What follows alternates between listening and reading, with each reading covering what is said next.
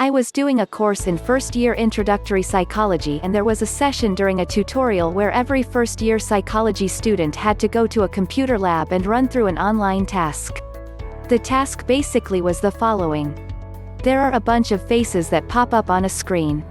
Each time there would be a face and we had to judge the expression. Expressions on the face ranged from neutral to happy and down or distressed. After this phase, we were asked to assess the perceived attractiveness, liking, on a scale of 1 to 5 for each face. About 2 weeks later, when I was in the tutorial class, the demonstrator handed out some results of the study. This is the part where I thought, seriously? The primary and statistically significant result of the study was this. The more you see a face, the more likely you are to perceive it to be attractive.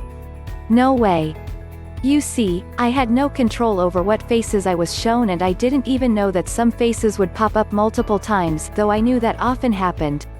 What I didn't expect was that the frequency of a face popping up would have a subconscious effect on how we perceived those faces.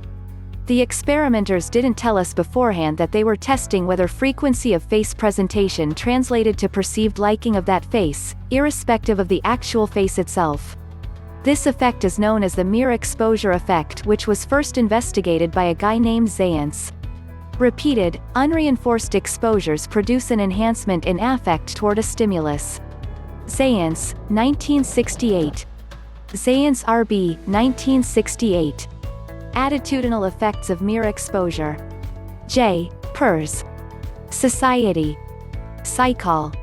9, 1-27. 10.1037 per hours 0025848. Zajonc did many studies that showed that prior and reinforced exposure increased attractiveness ratings. For example, chickens who were played musical tones in the egg, rated the same type of tones higher than novel and unfamiliar tones after hatching. This phenomena explains why they show you ads so frequently on TV of the same thing. They want your brain to subliminally increase affection for the presented stimulus.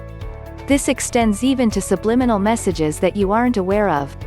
In short, the more familiar something is to you, the more likely you are to rate it positively, and this applies to people as well. You tend to like people more as you become more familiar with them. Isn't this a Cora effect as well? Which should make sense. When you first meet someone, you may be apprehensive and unsure about them, but there is more security with repeated exposures as you realize they hopefully mean no harm. Zajonc suggested that this was a cognition-independent effect, and our brain naturally processes perceptual frequency quickly to make a judgment, after which a person then applies rational cognitive justification for their judgments. This is not too dissimilar to why some people have an irrational fear of spiders, for instance. We judge the spider first before any rational explanations come into view. Stephen Cadens. Progressive exposure is of course a common treatment for phobias. The mere exposure effect works best when the exposed stimulus is brief and not overdone. Too many repeated exposures of great length can reduce this cognitive bias override. As an example, we may rate a new song more highly when we listen to it a few times, but after many exposures, we may get sick of that song and rate it poorly. Further, novelty is important. The effect is amplified when the stimulus has not been noted before.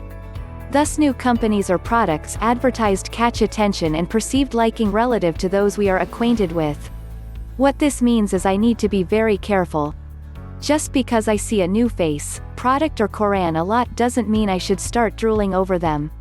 Second to this one was the psychological fact that we tend to walk more slowly in the presence of seniors, and that asking people to step aside in a line because you have to do something will make them more likely to comply than if you provided no reason, even if the reason is pretty crappy, e.g. sorry, can I use the copier now, I have pages to copy? I won't guarantee that actually works, but I've heard about it and it seems to make sense, attaching usefulness to an inconvenient situation to generate feelings of pity and compassion.